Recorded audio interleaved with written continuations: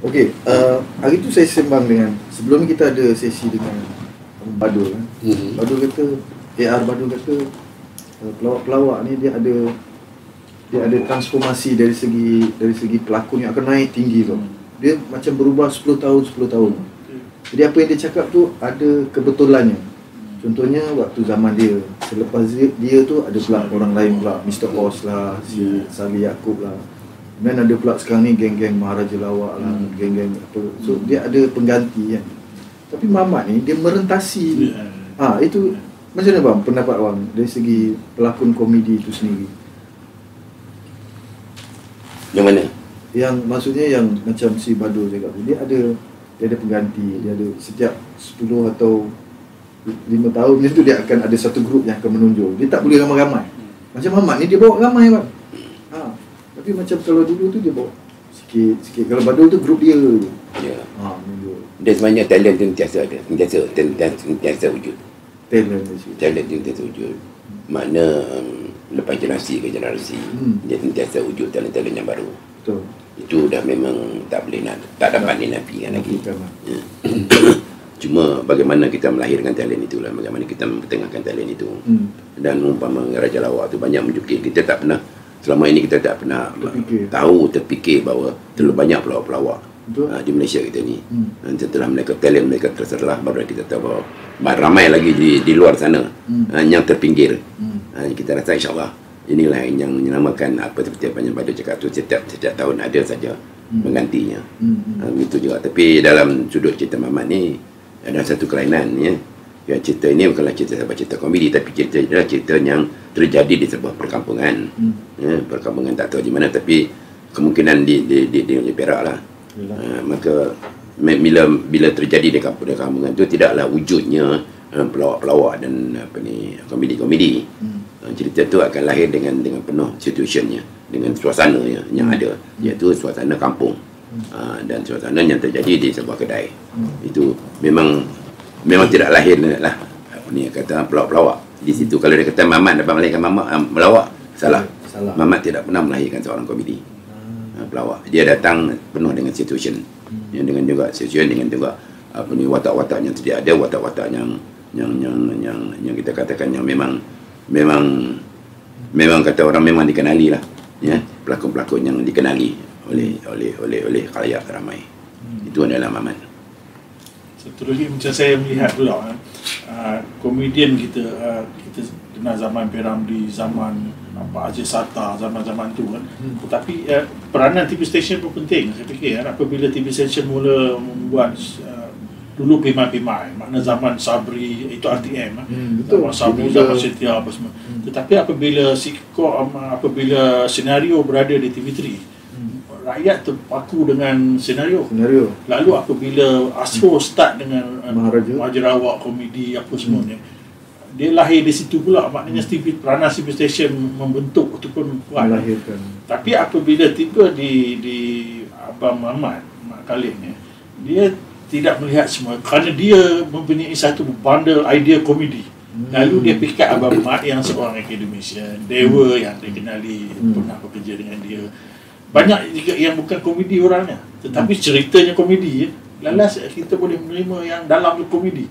Dan sebetulnya dia orang tu komedian dalam tu kan. Itu kelebihan yang saya semua ada. Tapi kalau mengenali Mamat adalah seorang komedi. Dia memang komedi bang. Dia memang komedi.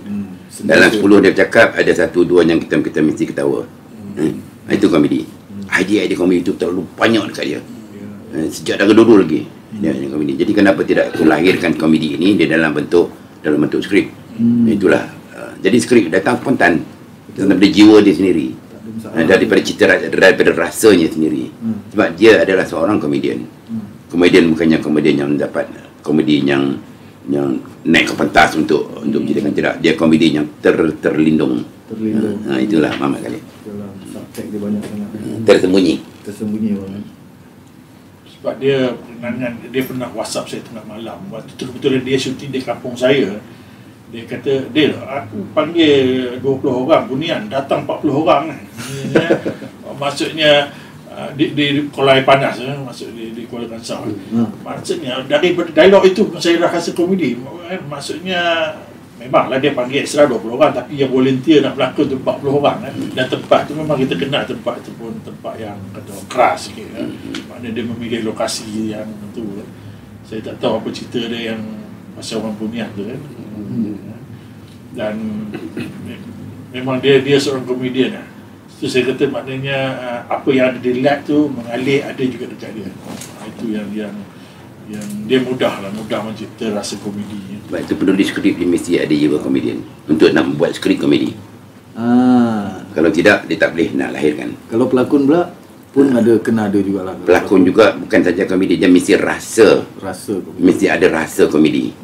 Tak berarti jadi seorang komedi tapi rasa komedi. Tapi bila dia baca sebuah dialog ni, dia rasa dia dapat melahirkan satu bentuk reaksi yang boleh mengambil penonton. Itu dia. Kalau dia rasa bila dia baca skrip, dia baca sahaja, bersahaja tanpa reaksi-reaksinya tertentu, bukanlah dia tak dapat memanggil penonton. Okey, saya ambil beberapa soalan daripada sini. Ni dah tanya ni, pendapat anda tentang semua karya Mamat dan keistimewaannya. Kita dah tanya.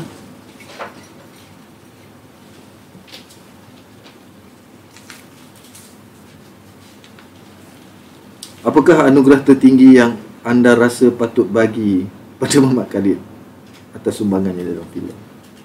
Ikon Malaysia. Ikon Malaysia. Kepada sukar, tetapi kita harus tiru nilai patriotik yang Mamat ada. Maksudnya nilai patriotik itu maksudnya cara dia mula menggali nilai-nilai setempat, macam mana dia proses dia skrip tu, dia menggali nilai setempat, dia memerhatikan watak-watak yang ada, cuba di-inject dalam. Saya rasa itu pun harus baik skrip writer, producer ataupun pengarah mula-mula kita mula membuat kajian kenapa Mamat berjaya menghampiri masyarakat, kerana research yang Mamat buat secara, ya kalau kita anggap macam tak ada research, tapi ada research tu kan. Kalau tidak dia tidak berani meletakkan ini gerai kopi, di sini berlaku sekian-sekian, di sini insiden macam-macam. Yang kita tahu memang kedai kopi kampung ni memang satu port tempat berbagai isu yang keluar.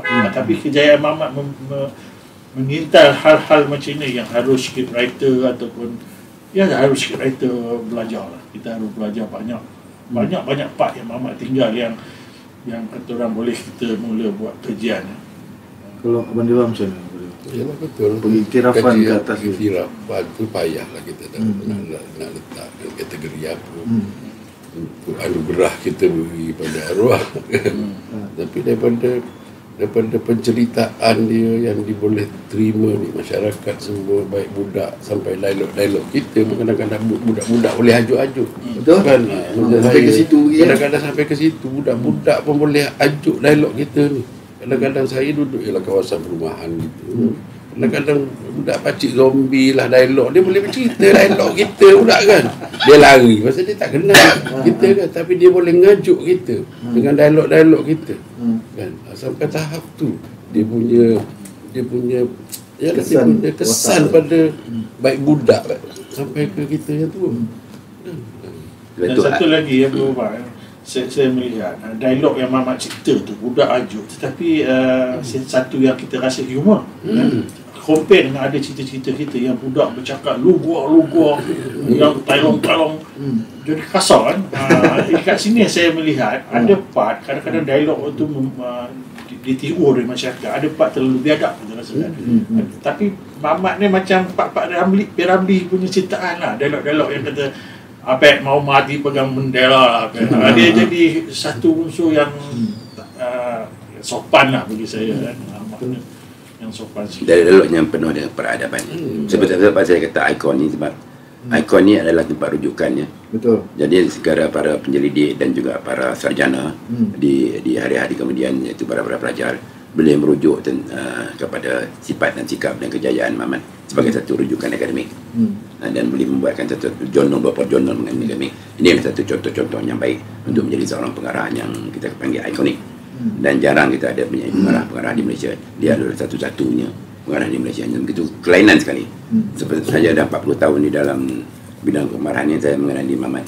Saya rasa Mamat adalah dia stand by its own, dia berdiri di atas sendiri, di atas dekat pinya kata dengan usaha sendiri dan budaya sendiri. Saya rasa boleh anggapkan dia begitu kelainan sekali lah.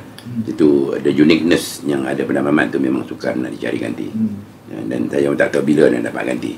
Dan Mamat memang tersendiri. Ya, dia ada punya ikhlasnya tersendiri. Itulah Mamat. Sebab tu saya panggil dia, kita gelar dia sebagai satu ikon negara. Ikon negara. Sebab apa, satu lagi saya melihat, kalau kami di Kuala Kangsar ada tempat nama Kampung Pisang. Tapi Kampung Pisang tu bila kami bercakap, dia satu tempat yang very tak ada apa pun. Bukan tak ada apa, sebab kelucahan sikit. Sebab dulu ada aktiviti yang tak sihat berlaku situ kan. Tetapi bagi orang yang di Batu Gajah, di pemilihan Kampung Pisang ni ada cara tersendiri. Itu yang saya melihat suksesnya Mamat mengangkat kepercayaan dia dengan lokal situ. Diangkatnya, diolahnya sehingga tempat tu menjadi harum. Itu. Dan harus kita belajar itu bila negara mengatakan kita buat filem kenegaraan, kita harus mengenal lokaliti kita. Tetapi apa lokaliti kita kan? Inilah yang kelebihan yang ada pada Mamat. Dia mengenal lokal dia. Lokal tu dalam konteks kehidupan, dalam konteks berpakaian, dalam konteks peradaban. Hal-hal ini yang dibawa oleh Mamat. Dan saya kata maknanya banyaklah hal-hal yang kita boleh buat study, boleh study case untuk case Mamat. Malahan Mamat percaya dengan rock kapak kan. Dulu orang tertawakan rock kapak, tapi dengan hal itu Mamat boleh menghasilkan 2-3 karya berkaitan dengan rock kapak. Itu dinamakan nasionalisme. Jadi definisi nasionalisme inilah cita-cita Mamat. Bagaimana mengangkat nasionalisme itu di dalam sebuah karyanya. Kadang-kadang dia tahu apakah definisi nasionalisme itu. Nak tahu nasionalisme, kita lihatlah filem Mamat. Kita Kampung Pisang ni kata dalam Kampung Pisang ni. Singapura dalam Kampung Pisang. Tapi tempat Kampung Pisang seperti apa yang Padi kata tadi adalah tempat yang kita kata GRO, pelacuran, semua duduk satu kampung itu. Dan jadi Kuala Kangsar ada tu kan. Kuala Kangsar pun ada. Tapi dia nak mengharumkan Kampung Pisang tu, bahawa Kampung Pisang bukanlah seperti apa yang kita jangka, seperti apa yang kita sebut, seperti apa yang kita lihat, pernah kita lihat. Kampung Pisang adalah sebuah kampung yang aman, damai, murni dan kata orang banyak isu-isu kekitaan yang ada di Kampung Pisang. Ini yang diangkat Kampung Pisang itu. Dia pun buat research, dia buat R&D. Dia tak buat begitu saja, dia buat R&D. Apa cerita pun dia buat R&D. Sebab tu saya kata setiap sebuah drama skrip dia mesti datang dengan R&D dan berakhir dengan AMP. Sebab filem itu tidak akan berjaya kalau tidak ada R&D dan berakhir dengan AMP. Dan kita kadang-kadang kita ketinggalan R&D dan kita juga ketinggalan AMP. Sebab itu filem kita tidak berdaya maju. Tapi kalau tengok dia Mamat punya Lang Buana tu, dia punya dari segi kerja seni dia sangat bagus. Nampaklah dia punya tu kan. Kalau dibanding dengan yang lain-lain tu. Tapi taklah, mungkin kerana Lang Buana tu dia tak terikat dengan satu faktor masa. Bila dia tak terikat satu faktor masa, maknanya untuk kita membuat kritikan bahawa kalau kita buat zaman Melaka, orang akan melihat istana zaman Melaka harus macam ni, pakaian harus macam ni. Tetapi Lang Buana tu ada alam yang diwujud oleh Mamat. Lalu datanglah yang kata orang look samurai ada, look ni ada. Dia maksudnya untuk dia mengelak daripada kritikan itu, dia membina satu alam dia. Alam fantasi. Alam fantasi. Tetapi saya melihat Mamat belajar sesuatu dari Lang Buana. Itu sebab apabila selepas Lang Buana dia cuba mewujudkan alam yang dia benar tahu Kampung Pisang kan. Alam yang benar dia melihat yang dekat di hati dia. Sebab ini alam Buana, alam fantasi. Apabila dia buat estate itu satu yang best, tetapi sayang estate nampak merudum. Saya rasa Dewa pun terlibat dengan benda itu kan. Estate satu bagi saya best lah. Bagi saya itu masterpiece Mamat lah. Maknanya dia menghampiri merahsiakan yang kita kenal. Aneh, kita kenal orang-orang India punya harmoni yang berjaya diwujudkan oleh Mamat dalam estate kan. Mungkin waktu itu dari sudut panggung tak berani sangatlah itu saja filem itu. Tapi filem itu mestilah titik mula yang daripada kemampuan. Kemampuan dan pemikiran, kemampuan dan segi pengetahuan, kemampuan dan segala-galanya. Kalau tidak, jangan kita buat dari luar kemampuan. Mamat buat dalam ruang lingkup kemampuannya. Seperti estate tu pernah kata di Goping tu banyak estate. Di Kota Baru tu kampung dia asal itu. Dikelilingi oleh estate sebelum Lombong naik. Dia dah mengenali estate, dia dekat dengan estate. Jadi dia bercerita tu apa yang dekat dengan dia, apa yang dia tahu. Dia tidak akan mencerita pada benda yang dia tidak tahu. And then dia terlalu banyak fantasi ya. Fantasi yang aneh. Umpama cerita yang terbaru tu cerita 18 puasa. Memang tak pernah orang berfikir bahawa dia akan wujudkan sebuah neraka. Tak ada pernah orang terfikir lah. Tak pernah orang berani pun Digambarkan neraka. nak gambarkan neraka. Bagaimana neraka. Dan tak pernah orang gambarkan seorang syaitan tu menjadi baik. Insaf. Ya. Dan dia penasihat agama. Ya.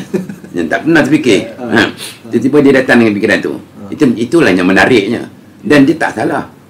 Tak salah Tengku Muhammad. Dia dah bertanya dengan pihak agama, dia dah bertanya sana, bertanya sini. Dia dah tahu bahawa benda-benda ni tidak salah. Tidak akan jadi satu kontribusi dalam bab keagamaan. Inilah kelebihan Muhammad. Kita kata dia dah buat R&D. Dan dia pula tahu di mana AMP-nya. Siapa penontonnya. Betul. Itu saya tengok dari sudut proses apabila Muhammad Khalid membuat Apokalips maknanya parti media mula bermain dalam filem dia cuba.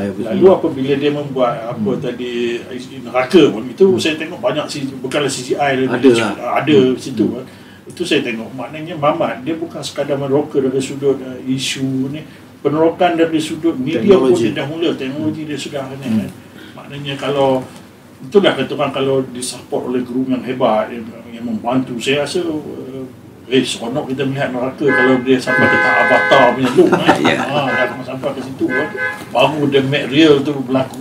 Walaupun kita tak tahu alam tu kan. Tetapi percubaan nak menjadi supaya ambil iktibar lah kata orang kalau dicampak neraka ni. Ini benda-benda yang teologi yang kita merampit kan.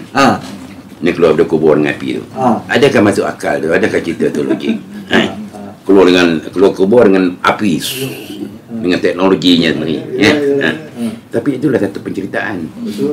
Satu penceritaan yang boleh menghiburkan penonton. Dia fikir dalam menghiburkan penonton. Itulah logika dia. Believable dia ada situ walaupun tak ada logika dia.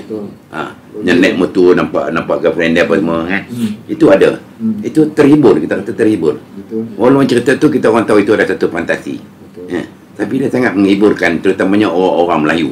Dan dia buat khusus untuk penonton Melayu. Menjadikan 90% adalah orang-orang Melayu dan 10% juga ada juga berbagai bangsa yang tengok berbagai kaum. Itulah Muhammad. Dia ni sebenarnya Muhammad ni dia punya ikon. Dia punya orang katakan dia punya reference dia ialah Piramli. Dia mengenali Piramli sejak lahir. Sejak itu dia membaca Piramli. Semuanya rentetan mengenai dengan Piramli semua dia tahu. Dia memang hafal. Setiap cerita Piramli semua dia tengok, semua dia lihat, semua dia hayati. Dia memang suka pada Piramli. Itulah dia punya kata orang rujukan dia lah.